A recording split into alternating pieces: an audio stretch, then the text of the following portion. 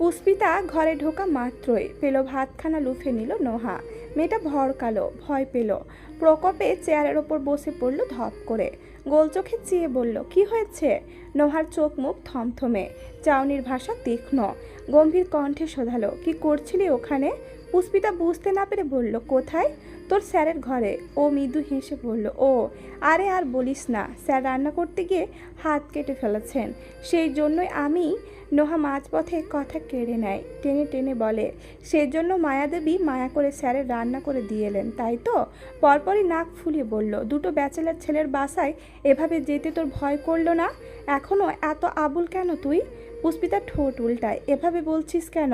উনি তো আমার স্যার, শ্রদ্ধেয় মানুষ, বিপদে পড়লে আমি যাব না? নোহা শান্ত হলো খানিক, বুকে হাত গুজে মাথা নাড়ল। ঠিক আছে, উনি মনে হয় ভালো, ওনাকে সাহায্য করাই যায়, কিন্তু এই সব দয়া মায়া সাগর বুকে নিয়ে আজকাল বেশি দিন টিকে থাকা যায় না। সবাই সবসময় তোমার স্যারের মতো জেন্টলম্যান হবে না, বুঝলে? পুষ্পিতা বাধ্য মেয়ের মতো মাথা কাত করলো। হুট করে অন্যমনস্ক চোখের পর্দায় ভেসে উঠল তখনকার ঘটনা। মলম লাগানোর সময়ে তীব্র চাহনি, একযোগে চেয়ে থাকা দুটো সাদাটে মনে। ঠিক সে মুহূর্তের অস্বস্তিটাতে গলা অবধি ভিজে গেল মেয়েটার। কথাগুলো কি নোহাকে বলবে? না থাক, এমনিতে সারাক্ষণ নোহাটা ওকে নিয়ে ভাবে, কিছু 19-20 শুনলেই ধরাকে সরা জ্ঞান করে বসবে, নিরন্তর ঝামেলার কথা চিন্তা করে। কথার বানে ছুটতে চাওয়া ঠোঁটদয় টিপে নিল পুষ্পিতা। জ্যৈষ্ঠের দাবদাহের হাহাকার কমাতে হাজির হয়েছে আষাঢ়। আজকাল সারাক্ষণ বৃষ্টি থাকে, আকাশ জুড়ে কেবল আচ্ছন্ন অম্ববাহী ঘুরে বেড়ায়। সকাল থেকে রৌদ্রদগ্ধ প্রকৃতিতে আচমকা বৃষ্টি নামলো আজ। জনজীবনের সাবলীল জোয়ারে অস্বাভাবিক কত্তের ভাটা নামলো। রাস্তার পাড়ে নিত্য সামগ্রী নিয়ে হাজির থাকা ভ্যানগুলো তীরস্থ হলো পণ্য ঢাকায়। নীরব সব কিছুতে সতর্কতা ভিড়তেই কেমন ঘোল বদলে গেল প্রকৃতির। কাক ভরে প্রচণ্ড বর্ষার পর 8টার দিকে একটু রোদের দেখা মিলেছে। ঘড়িতে 9টা ছাড়িয়েছে এখন। বসার ঘরে ডিভানে পরিপাটি হয়ে বসে আছে তীব্র। সদর দরজার লক হালকা খুলে রাখা, ভীষণ রকম অপেক্ষায় সে, অথচ অনেকক্ষণ গেলেও কাঙ্ক্ষিত মুখে দেখা নেই। পুষ্পিতা বের হচ্ছে না। ভীতু মেয়েটা কি আজ কলেজে যাবে না? তীব্র উঠে দাঁড়ালো, পায়চারি করতে করতে সিগারেট টানলো। তার সামনে দিয়ে বিদায় নিয়ে চলে গেল নাহিদ। ছেলেটা কদিন ধরে চাকরির জন্য দিক বিদিক ইন্টারভিউ দিয়ে বেড়াচ্ছে, কিন্তু পুষ্পিতার অপেক্ষায় থাকতে থাকতে তীব্র ক্লান্ত হওয়ার দশা। বদমেজাজি ছেলেটার, উৎকৃষ্ট মেজাজ ধরে রাখা দুঃসহ হচ্ছে বড্ড। তখনই ওপাশ থেকে দোর খোলার শব্দ এলো। পুষ্পিতা বের হয়েছে বুঝতেই ব্যস্ত পুরোপুরি দরজা খুলে দিল তীব্র। উকি দিতে উত্তেজিত চোখ মুখ নিভে গেল সহসা। পুষ্পিতা নয়, নোহা বেরিয়েছে। ইউনিভার্সিটি যাচ্ছে সে। কি আশ্চর্য! ভীতু মেয়েটা কোথায়? নোহা কান ব্যাগে ছাতা ভরতে ভরতে সামনে তাকায়। চোখের সম্মুখে শটান তীব্রকে দেখে ভড়কায় খানিক। স্যার মানুষ, পুষ্পিতার শিক্ষক তো তারও শিক্ষক। হেসে সালাম দিয়ে বলল, ভালো আছেন স্যার? তীব্র জিভে ঠোঁট ভেজালো, যার অর্থ নিজের আনচানেই অভিব্যক্তি আলগোছে ঢেকে ফেলা। শুভ্র আদলে ভারী কি এনে বলল, হ্যাঁ আপনি? জি আলহামদুলিল্লাহ ভালো। তীব্র উসখুসে ভঙ্গিতে ঘাট ধরল দুবার, ইতস্তত করে বলল, আচ্ছা পুষ্পিতা কি? নোহা বুঝে নেয়, মাঝপথে উদ্যোগে জানিয়ে দেয়, পুষ্পিতা তো অনেক আগেই বেরিয়ে গেছে। হোঁচট খেলো তীব্র, এমন ভাবে চাইল যেন মহাভারত অশুদ্ধ হয়ে গেছে। মানে 9টার দিকে বের হওয়ার কথা, আগে বের হলো কেন? আসলে বৃষ্টির সময় তো। আমাদের দুটো ছাতা, একটা আম্মু নিয়ে গেছেন আর একটা আমার কাছে। আমি এত করে বললাম নিয়ে যেতে, নিলই না। একটু খরা পড়তেই বেরিয়ে গেল। পুষ্পিতার ভালো মানুষই আজকে তীব্রর হৃদয় ছুঁতে পারল না। উল্টে ভয়ানক রাগে লালচে হলো সাদা মুখ। সে তৈরি হয়ে গত আধ ঘন্টা যাবৎ যার জন্য বসে আছে, সে কিনা তাকেই রেখে চলে গেল। মেজাজে তপ্ততাই নোহার থেকে বিদায় পর্যন্ত নিল না তীব্র। হনহনে পায়ে নেমে গেল সিঁড়ি ভেঙে। মেয়েটা আশ্চর্য হয় ওর আচরণে। টান টান কপালে ভাঁজ পড়েছে বিভ্রমের। বিড়বিড় করল, আজব লোক তো। তীব্র সব কিছু অস্থির, কখনো অচপল। শান্ত তবিয়ত ভীষণ রকম অশান্তিতে নেমেছে।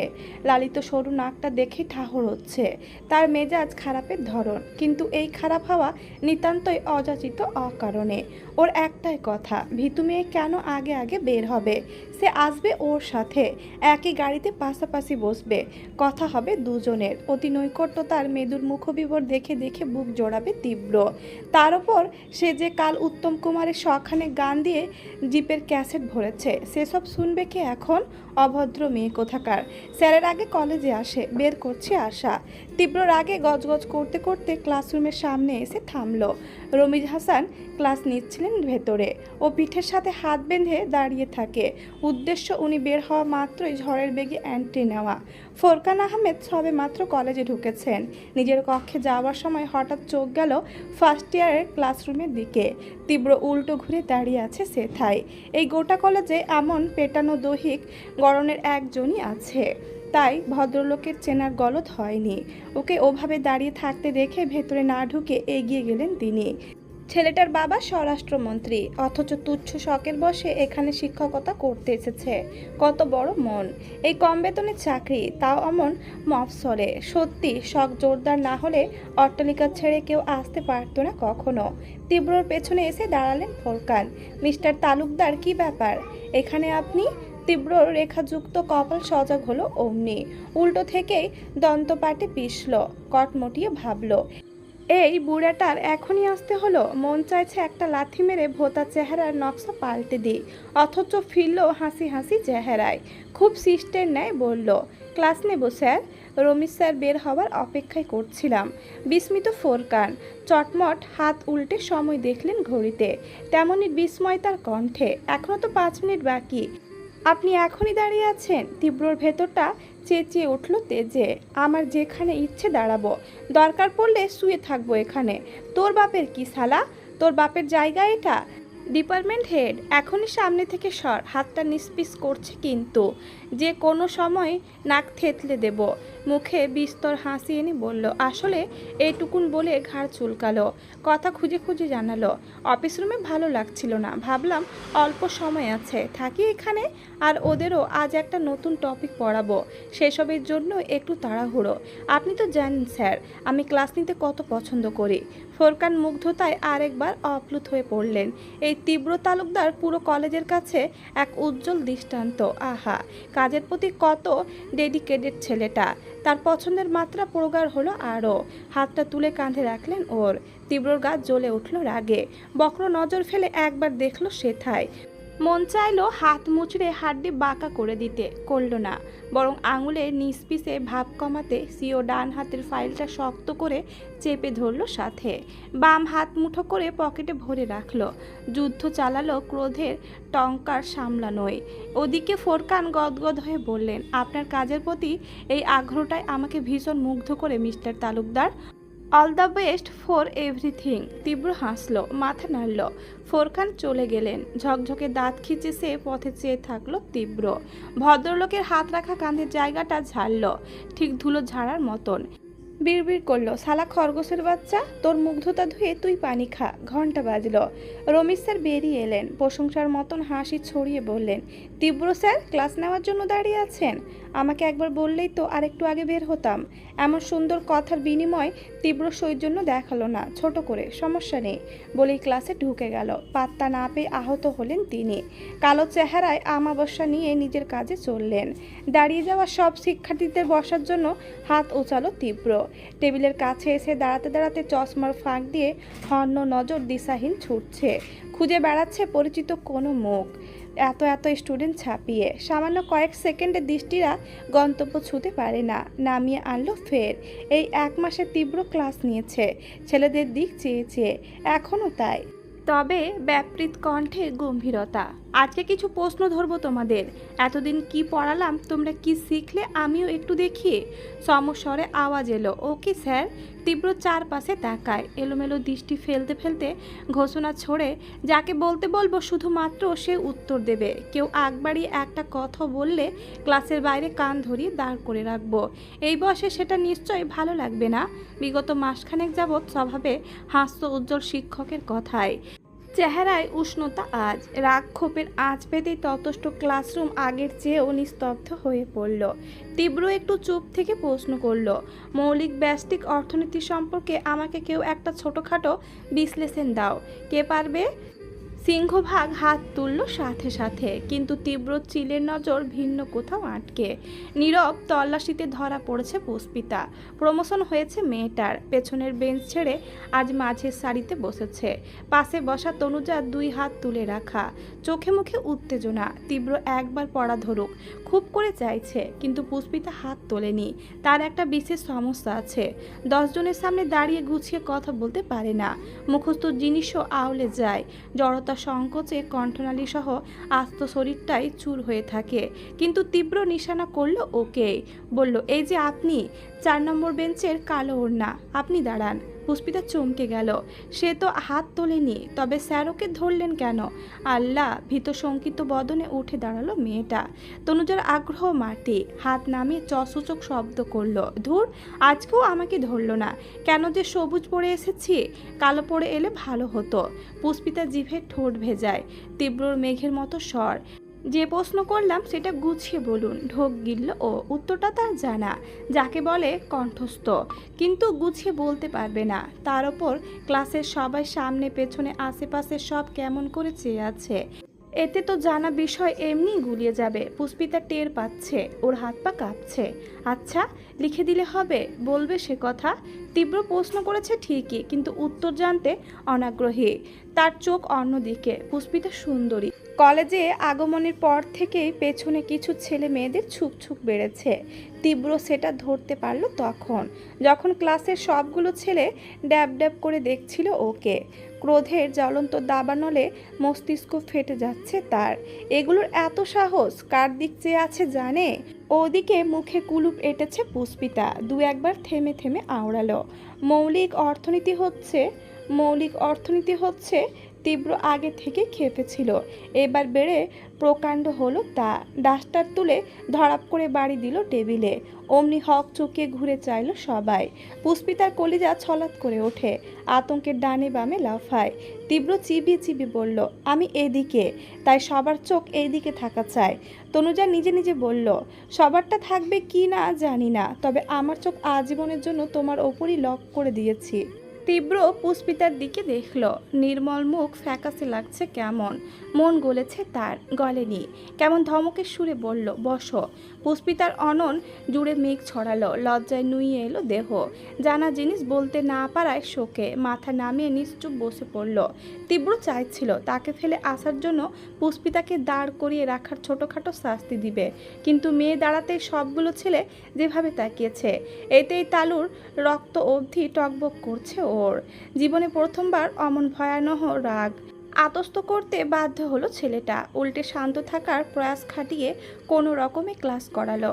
রাতে নাহিদ যেটা বুঝিয়ে দেয়, তার কাছ সেসব উগড়ে দেওয়া এখানে। কোথাও আটকালে নাহিদের করে দেওয়া নোটস তো আছে। তীব্র পড়াশোনাতে তীব্রতর খারাপ হলেও তার বাচনভঙ্গি দারুণ। ভরাট কণ্ঠে নম্রতা ঢেলে শুদ্ধ বাক্যলাপে সেসব আরও শ্রুতি মধুর শোনায়, স্পষ্ট করে বুঝিয়ে দিতে পারে। তাই যতটুকু পড়ায় শিক্ষার্থীরা সর্বোচ্চ মনোযোগ দিয়ে শোনে। অন্য সময় তীব্র ক্লাস ঘণ্টাখানেকের চেয়ে বেশি নিলেও আজ বেরিয়ে গেল ঘণ্টা বাজার আগেই। পুষ্পিতা তখনও মাথা নিচু করে বসে। এই কলেজে ওকে প্রথম পড়া ধরা হলো, আর ও সেটাই পারেনি। ছি, কি লজ্জার ব্যাপার। স্যারও বা কী ভাবলেন ওকে। কলেজ ছুটি হয়েছে, একে একে সবাই বেরিয়ে যাচ্ছে। পুষ্পিতা করিডোর দিয়ে হাঁটছিল, অমনি পেছন থেকে দরাজ কণ্ঠ হাঁক ছোড়ে, এই মেয়ে! অচিরাত দাঁড়িয়ে পড়ল সে। কণ্ঠস্বর আর ডাক এই কদিনে চেনার গণ্ডি বেরিয়েছে। পিছু ফুটতেই লম্বা পায়ে এসে দাঁড়ালো তীব্র। শ্বেত সমান্তরাল ললাটে ভাঁজ পড়েছে, ভুরু দুটো আরও বাঁকালো এবার। পুষ্পিতার মুখবয় এমনিতেই কাট, এখন বাড়ল সেটা। তীব্র কর্কশ গলায় বলল, সারাদিন কি হাতা খুন্তি নাড়ো, পড়াশোনা করো না? ফর্সা মুখখানা কোণঠায় চুপসে গেল মেয়েটার। চিবুক নামিয়ে নিল গলায়। তীব্রর মায়া হলো না, চেয়ে রইল সরু চোখে। কণ্ঠে এলো কথার বান, কলেজে আসার জন্য আমাকে ছাড়া এক পাও নড়বে না এরপর, অথচ বলিনি। গুরুভার কণ্ঠে ডাকলো, শোনো। পুষ্পিতা চোখ তোলে। ও অমন করে বলল, সবসময় আমি তোমাকে আমার গাড়িতে নিয়ে আসতে পারবো না। নিজেরটা নিজে বুঝে নেবে, বুঝেছ? পুষ্পিতা তবদা খেলো, ভ্যাবাচাকায় কপাল গোছালো। ও তো এমন কিছুই বলেনি। সেদিন একবার উঠলো গাড়িতে, তাও তো স্যার বললেন দেখে। নিজে কি যেতে চেয়েছে কখনো? তার আশ্চর্যজনক চিন্তা ভাবনার মাঝেই দীর্ঘ পায়ে পাশ কাটালো তীব্র। কিছু বলার শোনার সুযোগ অবধি দিল না। পুষ্পিতা ছোট ছোট কদমে কলেজ ছেড়ে বাইরে এসেছে। আকাশের অবস্থা ভালো নয়, থেমে থেমে মেঘ ডাকছে। যখন তখন জোরালো বর্ষার ছাড় তেতে আসতে পারে। ফুটপাতে রাস্তা ধরল সে। সামনে থেকে রিক্সা নিলে 10 টাকা কম ভাড়া নেয়। ফুটপাতের রাস্তাতে সেই ভাঙা পাঁচিল পড়ে। তীব্রর হাতে মার খাওয়া আর পুষ্পিতার চড় খাওয়া ছেলেগুলোর মধ্যে 3 জন আজকেও বসে সেখানে। মাঝে 2 দিন তারা আসেনি। বেধড়ক মারধরের পর গায়ে পায়ের ব্যথা অল্প স্বল্প সেরেছে। পুষ্পিতা মাথা নিচু করে হাঁটছিল। তীব্র শেষ কথার প্রহলিকা এখনো কাটেনি তার। স্যার কেন অমন কথা বললেন? ও কি নিজে কখনো স্যারের গাড়িতে উঠতে চেয়েছিল? চায়নি তো, কখনো বলেওনি, আর বলবেই বা কেন? অমন কিছু তো আশা করা যায় না একজন শিক্ষকের গাড়িতে চড়ে। তার ছাত্রী কি রোজ রোজ কলেজে আসতে পারে? পুষ্পিতার মনটাই খারাপ হয়ে গেল। সবার মধ্যে পড়া না পারার সঙ্গে তীব্র ভাবনার ওর কথার দুঃখ মিলল গিয়ে। নয়ন হাবিব অলি তুড়ু টানছিল বসে বসে। পুষ্পিতাকে দেখে কনুই দিয়ে হাবিবকে গুঁতো দিল নয়ন। তাকালো সে। 3 জনেই শোষকের ন্যায় ব্যস্ত হলো অমনি। পাঁচিল থেকে লাফিয়ে দাঁড়ালো, সাথে সমস্বরে চেঁচিয়ে ওঠে, আসসালামু আলাইকুম ভাবি। ভাবনায় বুন থাকা মেয়েটা বক্ষস্থল ছ্যাঁত করে উঠল। ছিটকে সরে গেল সহসা। ছেলেগুলোকে দেখতে নিভন্ত আদল সাদাটে হয়ে আসে। তীব্র অফিস কক্ষে ডেকে নিয়ে বলেছিল না সেদিন ওরা তোমার জন্য বাইরে অপেক্ষা করছে। মনে পড়ল সেসব। সেদিন তো স্যারের বন্ধু আগে ভাগে ওকে নিয়ে চলে গিয়েছিলেন। কিন্তু আজ কি হবে? আজকে ওরা সেই চরের শখ তুলতে এসেছে। পুষ্পিতার গলা শুকিয়ে গেল ডরে। পেছনে তাকালো একবার, না রাস্তায় যথেষ্ট লোকজন আছে। ফাঁকা ঢোক গিলল সে। ভাবল যা হবার হবে, আজকে গলা ফাটিয়ে চেঁচাবে ও। বিধিবাম হাঁ করতেই নয়ন দাঁত মেলে বলল, ভালো আছেন ভাবি? পুষ্পিতার হাঁটা বন্ধ। থমকে এলো কণ্ঠ। হতবুদ্ধি হয়ে ভাবল, ভাবি? অলির কপালের এক পাশে এখনো একটা ছোট ব্যান্ডেজ আছে। সে কথা বলল বড় নরম সুরে, এখানে কোনো অসুবিধা হচ্ছে না তো ভাবি? হলে কিন্তু আমাদের জানাবেন, আমরা সব সময় আপনাকে শেল্টার দেব। পুষ্পিতার মাথা চক্কর কাটলো এবার। কি শুনছে এসব? যারা এখানকার মূল সমস্যা তারা জিজ্ঞেস করছে সমস্যা হচ্ছে কি না। আজ কয়েক মাস যাবৎ এদের যন্ত্রণায় এখান থেকে হাঁটা অবধি যায়নি, আর ওরা দেবে শেল্টার? থাপ্পড় খেয়ে মাথাটা খারাপ হয়নি তো? তখনই হাবিব বলল, এই নয়ন, যা ভাবিকে একটা রিক্সা ডেকে দে। পুষ্পিতার চোখ কপালে উঠে যায়। নিজের কানকেই ভরসার যোগ্য মনে হয় না। নয়ন এক পল বাম পাশে দেখল, ফিসফিস করে বলল, লাগবে না। ওই দেখ ওখানে কে। উলি হাবিব ফিরল সেদিকে। সুপ্তভাবে থুবড়ে এলো অচিরে। পুষ্পিতা ওদের চাউনি অনুসরণ করে নিজেও তাকালো। খুঁজে পেল তীব্রকে। জিপ নিয়ে দাঁড়িয়েছে, এদিকেই দেখছে। পুষ্পিতা যেন সাহারা খুঁজে পেয়েছে। অমন চপল পায়ে দৌড়ে গেল কাছে। মৃগনেত্র বড় বড় করে বলল, স্যার জানেন কি হয়েছে? তীব্রর ওসব জানাশোনার সময় নেই। সাদা গ্লাসের ফাঁক থেকে তার বিলাতি অক্ষি পুষ্পিতার সুন্দর চোখে বন্দি। কালচে ঠোঁট নেড়ে শোধালো, কি? ও বখাটিগুলো আমাকে ভাবি ভাবি ডাকছে। পুষ্পিতার ছটফটে কণ্ঠ, অথচ গোটা লাইনে বখাটে শব্দটাই মনে পড়ে রইল তীব্রর। যেন কানের পাশে বেজে উঠেছে পরিচ্ছন্ন পিয়ানোর সুর। এতদিন বাড্ডায় 8 থেকে 80 প্রতিটা মানুষ তাকে বখাটে বলেছে। যদিও সামনে সালাম দিয়েছে, কিন্তু নাম তো ছিল বখাটে। সবচেয়ে বড় কথা, তার নিজের বাবা জামশেদ তালুকদারও তো দিনরাত বখাটে বখাটে করতেন, কিন্তু শুনতে এমন ভালো লাগেনি তো। এই মেয়ের কণ্ঠে কি আছে তাহলে? ওর স্বর কি কোকিলের মতো সুরেলা? কই না তো, বাকি মেয়েদের মতোই স্বাভাবিক। তাহলে তার কাছে অমন রিনিঝিনি ঝর্ণার আওয়াজ মনে হয় কেন? তীব্র থেকে একটা চমৎকার জবাব আশা করেছিল পুষ্পিতা। সাথে ভেবেছিল ওর মতো সেও চমকে থমকে একাকার হয়ে যাবে। কিন্তু সময় কাটলেও এমন কিছু হলো না। তাই ভুরু গোটালো। বরাবরের মৃদুস্বর অল্প উঁচু করে বলল, স্যার শুনেছেন কি বলেছি? তীব্র স্বাভাবিক, শুনলাম। পুষ্পিতা নিজেই বিস্মিত, শুনেছেন? কিছু বলবেন না? কান উচালো সে। কি বলবো? ওরা তোমাকে ভাবি ডেকেছে, এটা আমাকে বলছো কেন? আমি তো ওদের ভাই নয়। পুষ্পিতা থতমত খেলো তার খোলামেলা কথায়। মিনসে কণ্ঠে বলল, না মানে আমি তা বলিনি। ওরা ওই দিন অমন বাজে কথা বলল, চর খেলো, অথচ আজ এত তোষামত করছে। রিস্কাও ডেকে দিতে চাইলো, তাই আর কি। তীব্র নিরুৎসাহিত জানালো, সেটা ওদের ব্যাপার, আমাকে বলে লাভ নেই। তোমাকে ভাবি ডাকছে যখন, হয়তো ওদের ভাই তোমাকে চেনে। পুষ্পিতার নিষ্পাপ উক্তি, কিন্তু স্যার আমি তো চিনি না। তাছাড়া একটা বখাটের ভাইকে কে চিনতে চাইবে বলুন? এদের থেকে যত দূরে থাকা যায় ততই ভালো। কথার হুল গায়ে বিঁধল তীব্রর। চোখ ছোট করলো পুরো তার স্বর। কেন দূরে থাকতে হবে কেন? বখাটে নিয়ে কি সমস্যা তোমার? পুষ্পিতা উদ্বেগ নিয়ে বলল, কি বলছেন স্যার, দূরে থাকবো না? এরা কি ভালো ছেলে নাকি? সারাক্ষণ এখানে বসে বসে মেয়েদের নোংরা নোংরা কথা বলে, বিরক্ত করে, লোকজনের সাথে গা জড়ামি করে, চা খেয়ে বিলটা পর্যন্ত দিতে চায় না। আমার তো এদের দেখলেই মাথা গরম হয়ে যায়। তীব্রর ফর্সা মুখটা চিন্তিত দেখায়। নিম্নাষ্ট দাঁতে কামড়ে চশমা ঠেললো নাকের। খুব মনোযোগ দিয়ে ভাবল, নোংরা কথা তো দূর, আমি তো মেয়েদের দিকে ফিরেও চাইনি কখনো। আমি নিশ্চয়ই ভালো। আর যেখানে যত চা খেয়েছি সেসবের বিল দিয়ে এলে ভীতু মেয়েটা আমাকে খারাপ বলার কোনো চান্সই পাবে না। পুষ্পিতার হাস্যহীন গোমরা মুখ এমন সুরূপা অননে আমাবস্যা মানায়। নীরব অমানিসার রেস নীরের তীব্রর হৃদয় ছুঁয়ে দিল। জিজ্ঞেস করলো, কি হয়েছে? ওরা ভাবি ডেকেছে, তোমার ভালো লাগেনি? পুষ্পিতা অবাক চোখে চাইল।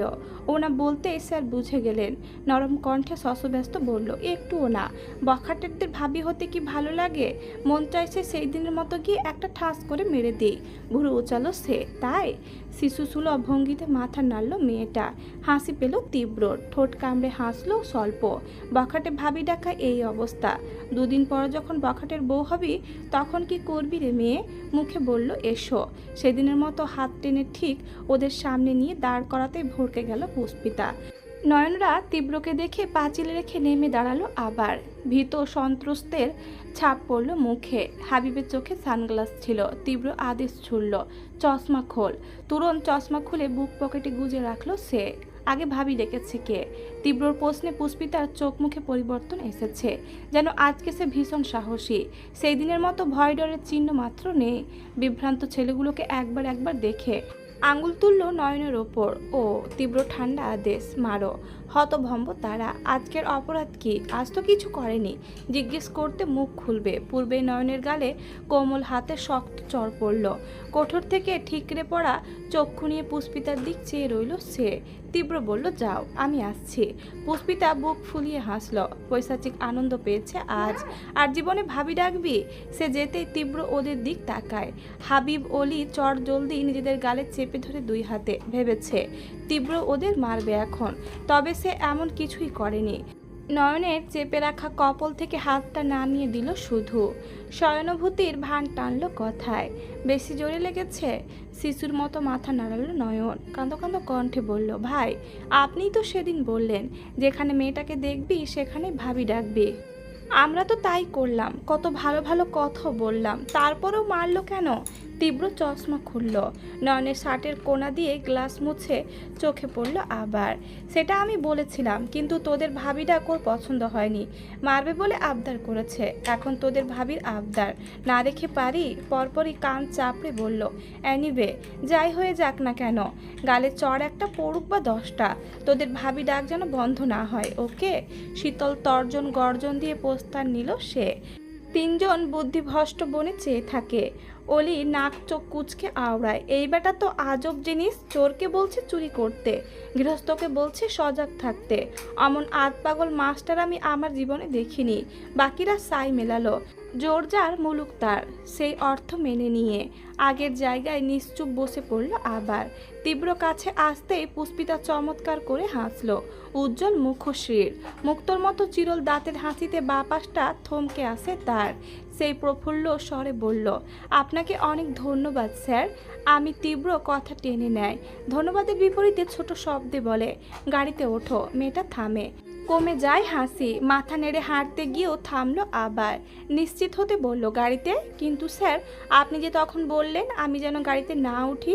তীব্র জিপের দরজা খুলেছে কেবল, উঠতে নিয়ে দাঁড়ালো, ভুরু কুচকে শোধালো, কখন বলেছি? পুষ্পিতা অধৈর্য ভঙ্গিতে মনে করিয়ে দেয়, ওই যে কলেজের মধ্যে ছুটির সময়।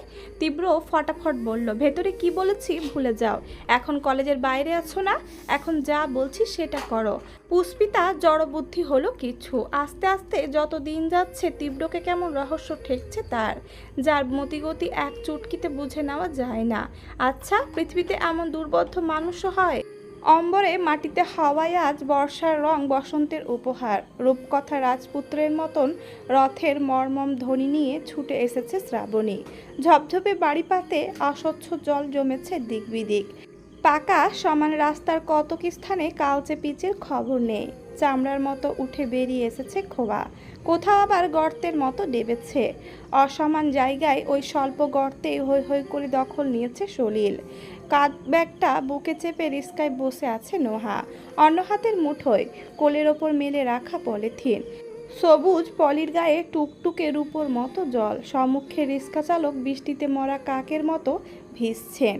মাথায় একটা ক্যাপ রইলেও পরনের ময়লা শার্ট একেবারে ভিজে লেপ্টে আছে পিঠে। ভর দুপুরে এই আচমকা বরিশায়।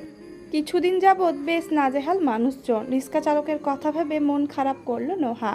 তার ছাতার দুটো ডাঁট একেবারে ভেঙে উল্টে গেছে। ইউনিভার্সিটি ছেড়ে বাইরে আসতেই জোরালো বাতাসে ঘটেছে অঘটনটা। ছাতাটা ভালো থাকলে এখন এই ভদ্রলোকের মাথার ওপর ধরতে পারতো না। আহারে, ভাবতে না ভাবতে ঘটলো আরেক বিপদ। রিস্কার চলন্ত এক চাকা গর্তে ঠিকরে পড়ল। নরম কাদামাটি রাবারের চাকা পেয়ে নিজের সঙ্গে আঁকড়ে ধরে গতিতে কাত হয়ে পড়তে নিলেও নোহার বুকের রক্ত অবধি ছলকে উঠে ভয়ে। তড়িৎ রিস্কায় টান বসিয়ে আটকালেন চালক। মেয়েটা হাঁপ ছাড়ল। এই যাত্রায় বিরাট দুর্ঘটনা থেকে বেঁচেছে ভেবে, অথচ রিস্কার চাকা তোলা যায়নি। ভাসমান পানিতে অর্ধেকটা ডুবেছে। ভদ্রলোক বেশ খানিকক্ষণ টানাটানি করলেন। আশপাশ দেখলেন কিছু পল। একে দুপুর, দুইয়ে বৃষ্টি, মানুষের দেখা পাওয়া মুশকিল। সেখানে কে সাহায্য করতে আসবে? অনেকক্ষণ টানা হ্যাচড়ার পর হার মারলেন তিনি। শেষে অবসন্ন চোখে নোহার দিক ফিরলেন। ভীষণ নম্র কণ্ঠে বললেন, আপা, আপনি নাইমা যান। এই চাকা কখন ছুটবো কয়া যায় না। ও জানতো এমন কিছুই হবে। ক্লান্ত কণ্ঠে বলল, আমি এখন নেমে গেলে বাসায় কিভাবে যাব মামা? আর এত বৃষ্টিতে অন্য কোনো রিস্কাও তো পাবো না। উনি চারপাশটা দেখলেন আবার। হন্য চোখে একটা বড়সড় সুপার শপ ধরা পড়ল। হাত লম্বা করে বললেন, ওইখানে যাইয়া খাড়ান, তাহলে যদি চাকা ছুটাইবার পারি ডাক দিমু। দীর্ঘশ্বাস ফেলল নোহা। কপাল ভর্তি অনুচিন্তনের ভাঁজ সমেত নিশ্চুপ নেমে গেল। বৃষ্টি কমার বদলে বাড়ছে। আসার শুরু হয়েছে না? এখন এরকম অহরহ ঘটবে। তবে অন্ধকার হয়ে আসছে চারিদিক। বন্যা হতে পারে। নোহার শ্যামলা মুখটা চিন্তায় ডুবে গেল। এরকম হলেও পৌঁছাবে কি করে? আচ্ছা, পুষ্পিতা তো ছাতাও নেয়নি। ও গাধিটা বাসায় যেতে পেরেছে? এতবার করে বলেছিল ছাতা নে, ছাতা নে, মায়াদেবী নিলই না। নোহা রাস্তার দিকে ফিরল। রিস্কাওয়ালা এখনও তার বাহন তোলার চেষ্টায়। লাগাতার বাড়িপাতে গর্তে আরও পানি জমেছে। কুল না পেয়ে খেয়ে হারালেন তিনি। গলার গামছা দিয়ে মুখটা মুছছে সেখানে দাঁড়িয়ে রইলেন। সমর্থ শরীরের এক ফোঁটা জায়গা বাকি নেই সিক্ত হতে। এদের কি জ্বরও হয় না? নাকি হলেও সয় না? নোহা ফস করে শ্বাস ফেলল। বুঝে গেল আজ এই বৃষ্টি না কমা অবধি তার বাসায় যাওয়া হবে না। কি মুসিবত! একা একটা মেয়ে এমন রাস্তার মধ্যে তো দাঁড়িয়ে থাকতেও ভয় লাগছে। দোকানে নামিয়ে রাখা ঝাঁপের সাথে পিঠ এলিয়ে দাঁড়ালো সে। কোথাও যখন কোনো আশার আলো নেই, আকস্মাৎ একটা সাদা গাড়ি ব্রেক কষল সেথায়। গতিশীল চাকা হঠাৎ থামায়। ছিটকে উঠল জল। তৎক্ষণাৎ সরে গেল মেয়েটা। একটুর জন্য গায়ে লাগেনি। কঠিন বাক্য লুটিয়ে দিতে তেতে উঠল জিভ। অথচ পূর্বেই কাজ নেমে বেরিয়ে এলো নাহিদের নির্মল মুখখানা। চওড়া ললাটে সূক্ষ্ম ভাঁজ। মিস নোহা, আপনি এখানে কেন? নোহা চটজলদি গালির বান গিলে নেয়। পাল্টা ভুরু কোচকায় ওকে দেখে। ফটাফট প্রশ্ন ছড়ে, এটা আপনার গাড়ি? মাথা নাড়ল নাহিদ। না তো, ভাড়া করেছি ইন্টারভিউ দিতে যাওয়া আসার জন্য। সে ঠোঁট গোল করে বলল, ও, কিন্তু আপনি এভাবে ভিজছেন কেন? নোহা মুখ কালো করে বলল, আমার রিস্কাটা গর্তে আটকে গেছে। এই যে। আঙুল অনুসরণ করে চাইলো নাহিদ। এক কাঁথাওয়া রিস্কা আর একটু দূরে বসা লোক দেখে বুঝে ফেললো পুরোটা। অথচ প্রফুল্ল স্বরে বলল, তাহলে আর রিস্কা দিয়ে কাজ নেই। এক কাজ করুন, আমিও তো বাসাতেই যাচ্ছিলাম। আপনার কোনো সমস্যা না থাকলে আমার সঙ্গে আসতে পারেন। তুরন্ত ইতস্ততার চিহ্নে মুখবিবর লেপ্টে এলো মেয়েটার। কপালে দুশ্চিন্তার রেখা প্রগাঢ় হলো আরও। নাহিদকে চেনেই মাত্র দুদিন, তার ওপর প্রাইভেট কার একটা আটকা গাড়ি। যদি বাসার কথা বলে অন্য কোথাও নিয়ে যায়, তারপর নোহা আর ভাবতে পারে না। মেয়েলি মন অমন জঘন্য কিছু কল্পনায় আনতে আটকে ওঠে। মানা করবে ভাবলো, উল্টো পাশে নাহিদ নির্ভেজাল হাসলো তখনই। ভীষণ চমৎকার করে বলল, ভয় পাচ্ছেন? ভয় নেই। আমাকে ভয় পাওয়ার থেকে গরুর গুঁতোকে ভয় পাওয়া is 100 Times better miss Noha. আপনি নিশ্চিন্তে আমার সঙ্গী হতে পারেন। মানে এই পথটুকুর আর কি। পুরো কথা নোহা শুনেছে কিনা কে জানে, তবে ভাবিত দৃষ্টি পাল্টে গেল অচিরে। মন গেঁথে রইল মাঝের একটি লাইনের ওপর, আপনি নিশ্চিন্তে আমার সঙ্গী হতে পারেন। তাকে ঠায় দাঁড়িয়ে দেখে নাহিদ কণ্ঠ উঁচু করল, মিস নোহা শুনতে পেলেন? মেয়েটা নড়ে ওঠে, যেন এক জড় বস্তুতে আঙুলের জোর খাটিয়ে টোকা দিয়েছে কেউ। শরীরী জড়তার সাথে মনে আশঙ্কা ভিড়েছে, পাছে লোকটা খারাপ হয় যদি। শান্ত নাহিদ চসূচক শব্দ করল এবার। নেমে এলো বাধ্য হয়ে। তার গায়ে ফর্মাল পোশাক, অফিসারদের মতো স্যুটটাই পরা। গাড়ি রেখে আসতেই নির্নিমেষ ভিজে গেল সেসব। ছেলের কাণ্ডে ভড়কে যায় নোহা। অবাক কণ্ঠে উদ্বেগেনে বলে,